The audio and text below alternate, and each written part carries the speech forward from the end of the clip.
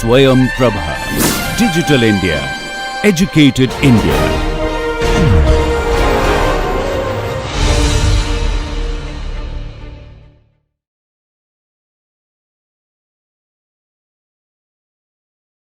Okay, so in this lecture, what we will talk about is that we will talk about instruction scheduling, which is the which is another phase in the compiler, right? That we talked about.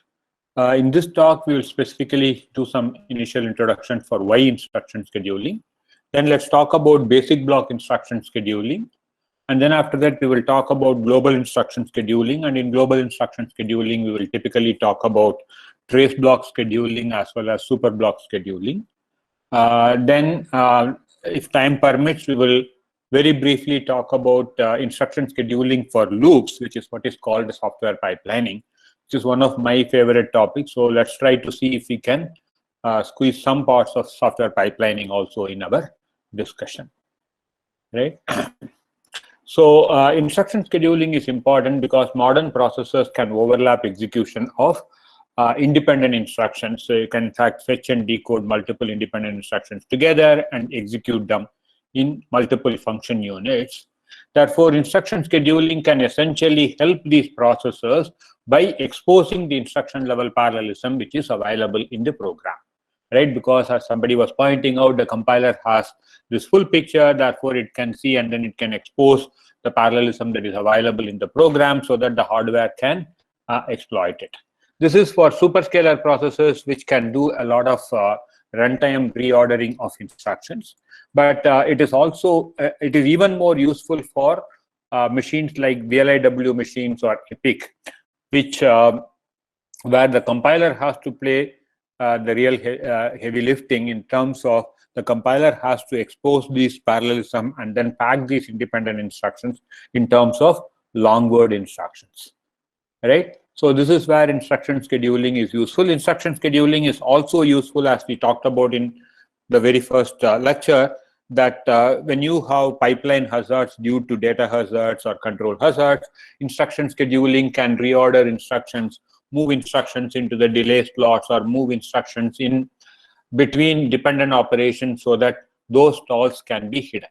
So this is the example that we saw the other day. It's the same example here. In this particular example, we are assuming that if there is a stall between the load and the immediate dependent instruction, right? For example, like what you see here between the first load and the add instruction, because load produces a value in R3, which is being consumed by the subsequent instruction.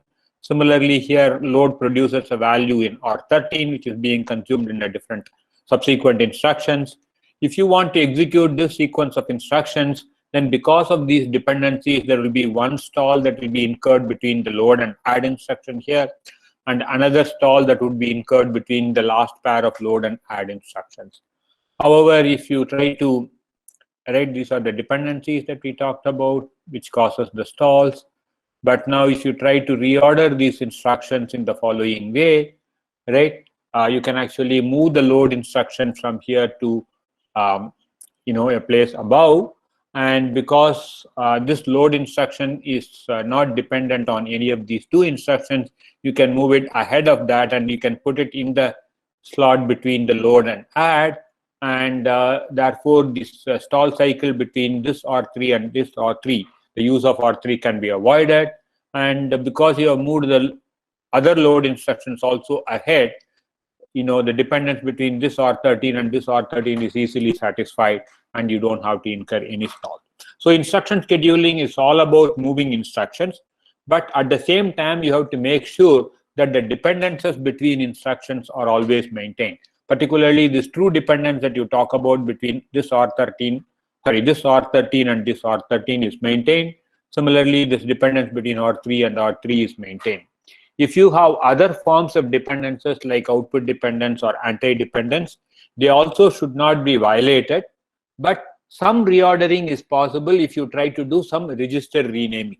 Remember that anti and output dependencies are false dependencies, and they happen only because you are reusing the same register variable name, or you are reusing the same register name, right? Therefore, if you do register renaming and use some other register, then you can remove the anti-dependency or output dependency with regard to the other register. But of course, you have to still make sure that that doesn't introduce newer anti or output dependency. So as long as you can remove these dependencies by doing register renaming, and then if you want to reorder your instruction, it's perfectly fine, right? In some cases, we will also do some offset adjustments to take care of some of these anti-dependencies and so on. I will give you an example of this when we talk about a specific example for VLIW schedule, right? But in general, when you do instruction scheduling, you have to obey all dependencies, true dependencies as well as false dependencies, anti and output dependencies. But anti and output dependencies can be eliminated by register renaming. And once you eliminate those anti and output dependencies, then of course you are free to move your instructions around, only making sure that all the true dependencies are satisfied. Okay, so that's the basic idea in instruction scheduling. And as I mentioned earlier, instruction scheduling helps to reduce pipeline stalls. Instruction scheduling helps to expose instruction level parallelism because independent instructions can be marked. And instruction scheduling reorders instructions and puts independent instructions together so that instruction level parallelism can be exploited. Right? So these are the benefits of instruction scheduling. Now let's once again look at this VLIW processor and then see how instruction scheduling can be beneficial here. In VLIW processors, these independent instructions have to be packed together, right, and presented to it so that it can exploit instruction level parallelism.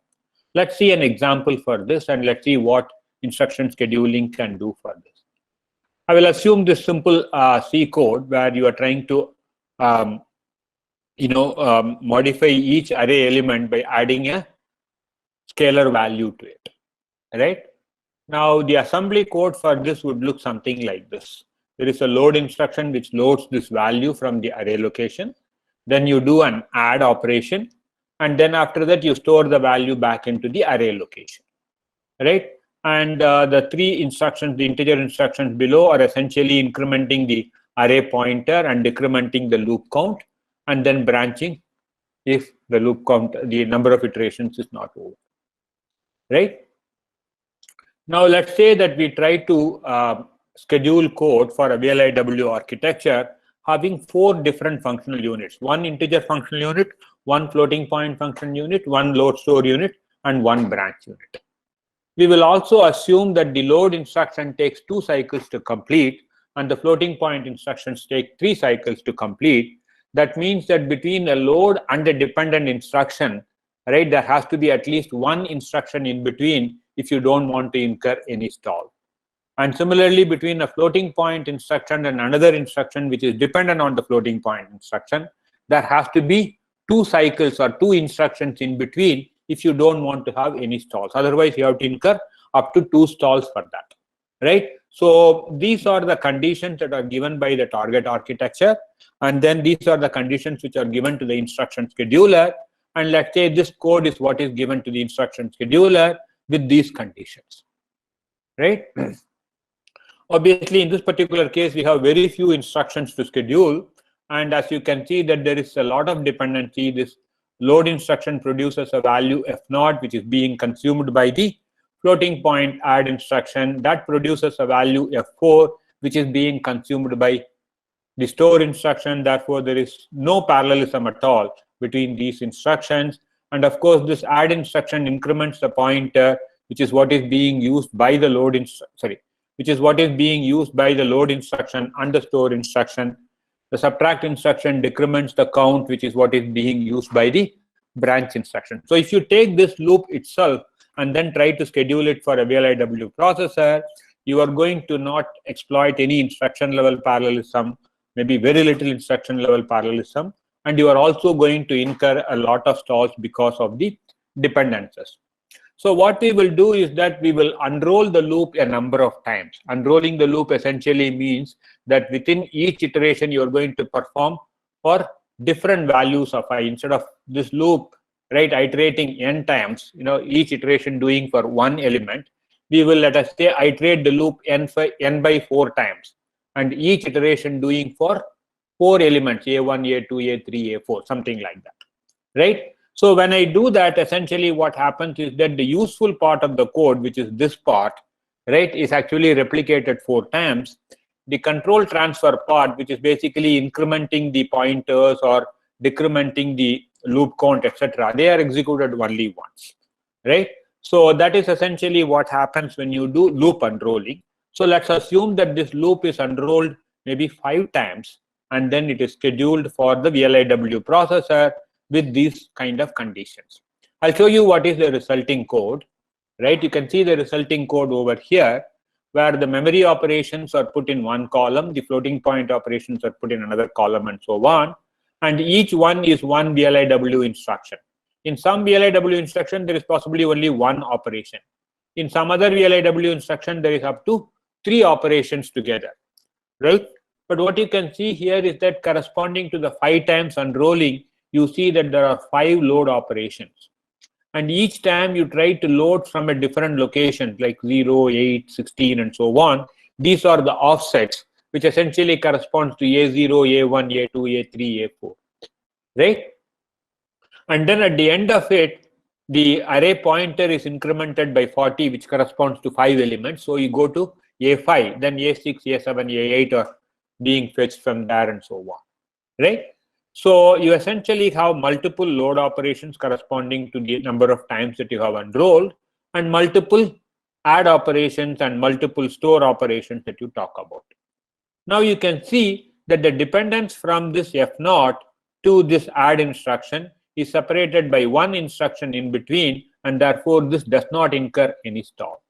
Similarly for each one of those load instructions, correct? And similarly, from this add instruction, which produces the F4 value, the store instruction, which consumes that F4 value, is separated by 2 instructions or 2 cycles, and therefore it is no stall, and it can actually go ahead and execute it, right? So what I have done is that I have essentially unrolled the loop a number of times, and I have tried to schedule this as much as possible. And this is the best possible schedule I can get for this particular loop on this architecture. And now you can see that my 5 iterations are being executed in 10 cycles. That means on an average, I am able to execute each iteration in 2 cycles. This is the best possible speed up that this instruction schedule can give on this VLIW architecture, right? There are a few small things that I will quickly point out. I talked about anti-dependency and output dependency. You can see that the subtract instruction modifies, sorry, not the subtract, the add instruction modifies the R1 register, but on which the store instruction is dependent. But because R1 has been modified by 40, I'm actually using some offsets which are negative, which is adjusting for the appropriate values. When you get time, you can go ahead and find out that when R1 is incremented by 40, right, this offset, which should have been plus 24, now becomes minus 16. This offset, which should have been 32, now becomes minus 8. Right? So this corresponds to A4, A9, and so on. So that will be with an offset of minus 8, whereas this corresponds to A3, A8, and so on, which will be with an offset of minus 16. When R1 is incremented by this one, and there is a small mistake here. This should have been 5, not 1. Okay, this should have been 5, because you are doing 5 iterations together. Okay, so this is what an instruction scheduler is supposed to do, right, for a VLIW machine. The question is, how do we write this kind of an instruction scheduler in your compiler? What all needs to be taken care of? How does it make sure that these stalls are taken care of? How does it make sure that the dependencies are not violated, yet the operations are scheduled in such a way that you get the maximum throughput or the maximum throughput for the iteration, right? That is the question that we want to address in instruction scheduling, right? This is, of course, for the code which is there inside the loop body, which is fortunately happens to be a single basic block, right? But there are also various other situations which we'll talk about, where we talk about global instruction scheduling or software pipelining and so on. Of course, VLIW architectures were introduced way back in the 80s, But in modern times, you have this, in 2000, there was this explicitly parallel instruction computing, or the Itanium processors, which also had VLIW. DSP processors, and as Professor Ramakrishna pointed out, Qualcomm processors have VLIW in them. The ATI Radeon GPU has VLIW. It has a 5-way VLIW in these architectures. So for all of these architectures, instruction scheduling is an important aspect, and it has to do this. As I mentioned earlier, instruction scheduling is to reduce pipeline stalls and also to expose parallelism so that these VLIW architectures and superscalar architectures can exploit them. So whenever you do instruction reordering, the instruction reordering must make sure that the data dependencies are satisfied. All dependencies are satisfied, correct? And when you do instruction scheduling for things like VLIW architecture, you also have to make sure that the packed instruction has exactly that many number of load instructions, that many number of floating point instructions, etc., as the number of functional units that you have in your architecture. That aspect is essentially what is mentioned as the resource constraint. We saw in our VLIW schedule exactly one load instruction, one load or store instruction, one floating point add instruction, and then maybe one integer and one multiply instruction in every cycle, right? Because that essentially is to meet the resource constraint of the architecture. When you talk about instruction scheduling, you can talk about instruction scheduling within a basic block, or you can talk about instruction scheduling across basic blocks, which is basically what is called the global instruction scheduling. And when you do global instruction scheduling, you also have to worry about the control dependence, right? And whether when you move code across basic blocks, what happens if the control doesn't go that way, right? That's something that you need to take into account. We will talk about that as well in instruction scheduling. So let's very quickly talk about basic block instruction scheduling, right? So it's essentially instruction reordering within a basic block, right? And we want to do this to minimize the number of stalls or to maximize the parallelism which is exposed, but we have to still make sure that the dependence constraints are satisfied and the resource constraints are satisfied. Again, this problem of reordering instructions, right, is an NP-complete problem. And to solve this for resources greater than or equal to 2 is NP-complete. And again, that could take exponential amount of time. Therefore, you resort to heuristic methods, which can give you efficient schedules. And these heuristic schedules can again be either operation-based or cycle-based. I'll give you examples of these things as we go by. Right? You can also formulate this optimal instruction scheduling problem as an integer linear programming problem. And of course, when you formulate this as an integer linear programming problem, it's an NP-complete problem, and it might take exponential time. You can also come up with various kinds of heuristics or evolutionary kind of solution methods like genetic algorithms and so on, and can come up with a near optimal, right, heuristic instruction schedule for them. Okay, so before we go into the details of this, first thing that we want to talk about is that given a sequence of instructions, how do you represent all the dependencies in them? Typically, we represent this using what is called a data dependence graph, in which the nodes represent the instructions and the edges between nodes represent data flow. So we can say that if one instruction produces a value which is being consumed by another instruction, then there is an edge from the producer instruction to the consumer instruction, an edge from U to V if there exists a true dependence from U to V and so on. So here is an example sequence of instruction, and you can see here that the add instruction produces a value into R1, which is being consumed by I2 as well as I3. Therefore, there is an edge between them, right? And of course, I2 and I3 produce values in R3 and R4, which are consumed by I5, and therefore you see these edges over here, right? And in this dependence graph, we can also add the amount of time that each instruction would take to complete. For example, we said a floating point add instruction might take 3 cycles to complete. The load instruction might take 2 cycles to complete. An integer add instruction might take 1 cycle to complete, right? That information is embedded as a weight for each of the nodes. People either add this to the weight of the node or add it to the weight as the weight of the edge. Whichever way you do, it essentially tells you that it takes that much time, right, for the node to complete its execution. Right. So what is a legal schedule? A legal schedule is one in which a node is allowed to execute only after its predecessor nodes have produced the value. For example, here if you look at it, the node I4 can execute only after I2 and I3 have produced the value. Right. So this is the true dependence that we are talking about. Right. Because I4 is dependent on both I2 and I3. So unless I2 and I3 have completed their execution and produced the value, I4 cannot start its execution. Right. So I4 must start its execution, right, after I2 or I3 has started its execution and have finished that many number of cycles depending on amount of time it takes before I4 can start. So we formally state this as the start time of J has to be greater than the completion time of its predecessor, or the start time of K is greater than or equal to the completion time of its predecessor, where the completion time is essentially the start time of the node plus its execution time, right? And the objective, of course, is to minimize the make span of the schedule. And what is the make span of the schedule? The make span of the schedule is nothing but the completion time of the entire schedule, which means whichever node which is going to fire last and going to complete, not just fire last, maybe going to complete last, right? Because that is the last node to finish, and that last node that is finishing must finish as early as possible in order for you to have a short execution time.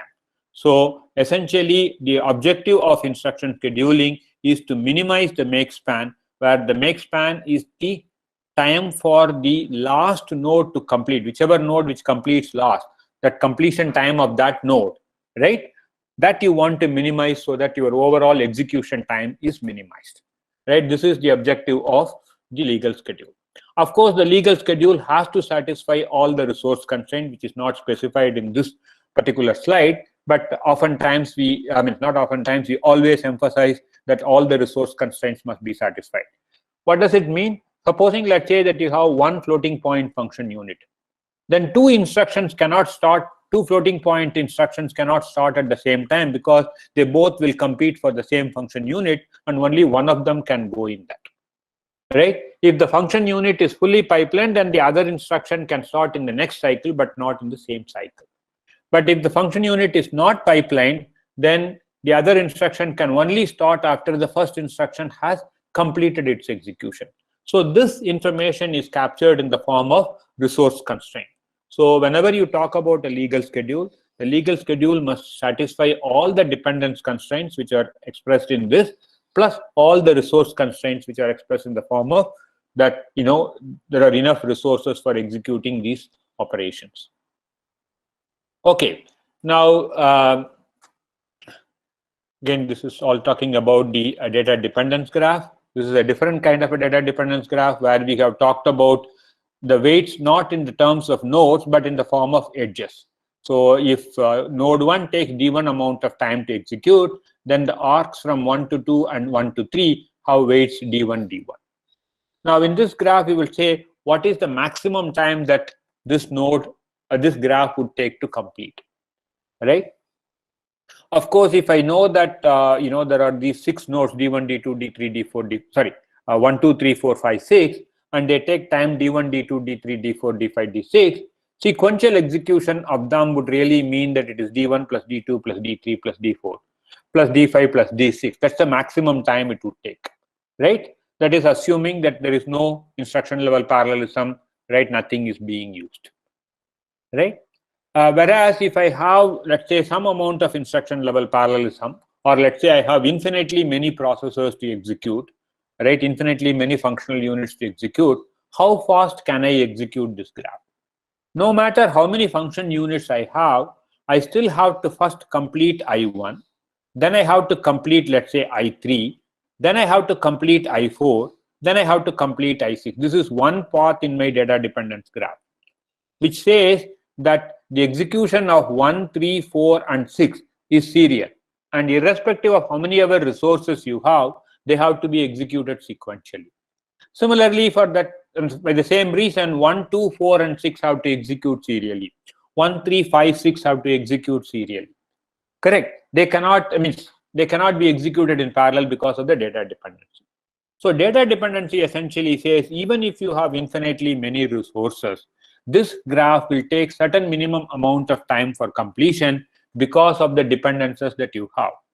Now you calculate among all the paths which path is going to take the maximum time. And that path is going to tell you the minimum amount of time that would be needed by any machine to execute this particular data dependence graph, right? So that's essentially what is being captured by what is called the critical path.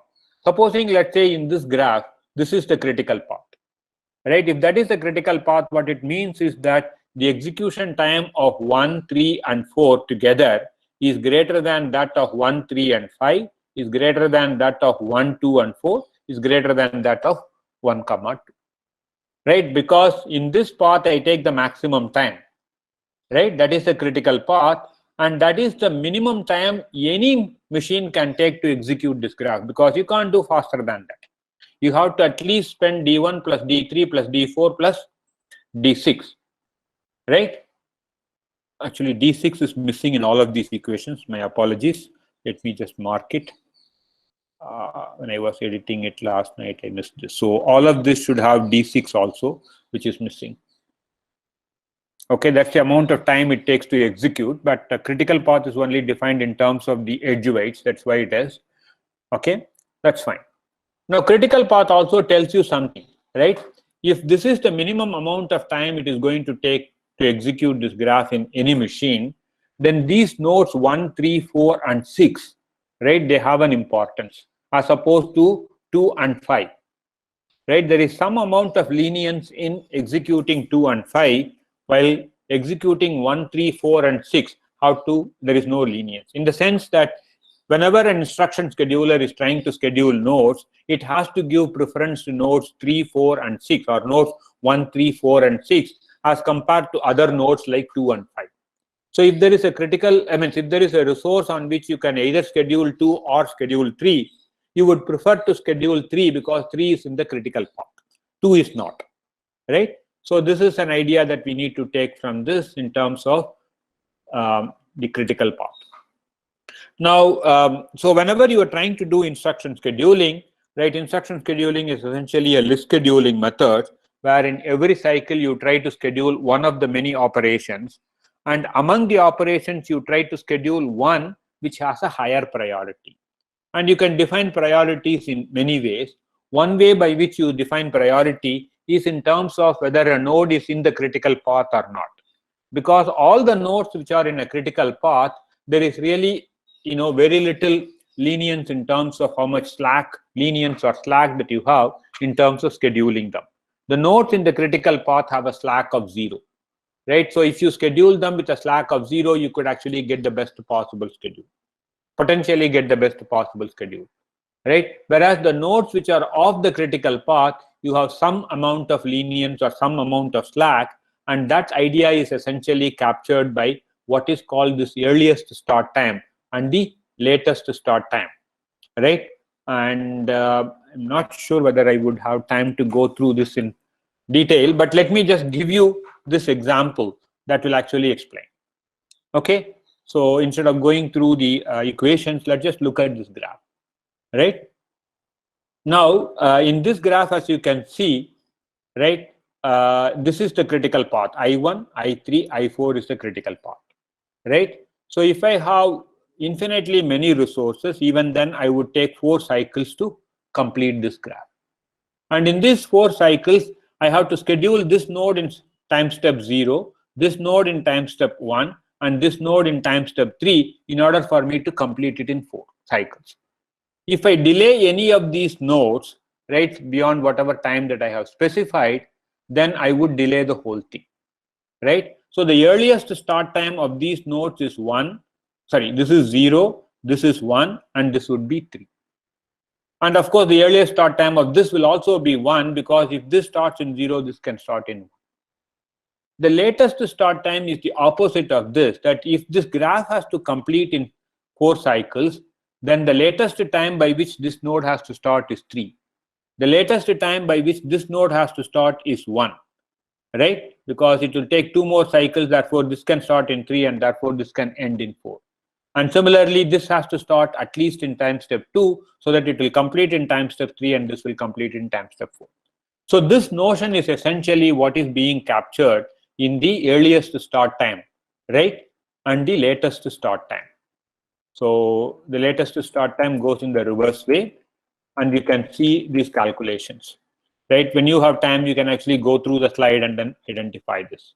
The difference between the earliest start time and the latest start time gives you the slack. And the nodes which have the least stack are the ones which are high priority nodes. The nodes which have more slacks have less priority. Now, these are heuristics that you would use in terms of doing your instruction schedules. Okay, now, so let me just, in general, the instruction scheduling problem is that given that you have a machine with m functional units and a program with n instructions, how do you schedule them across these functional units so that all the dependencies are satisfied and all the resource constraints are satisfied, etc.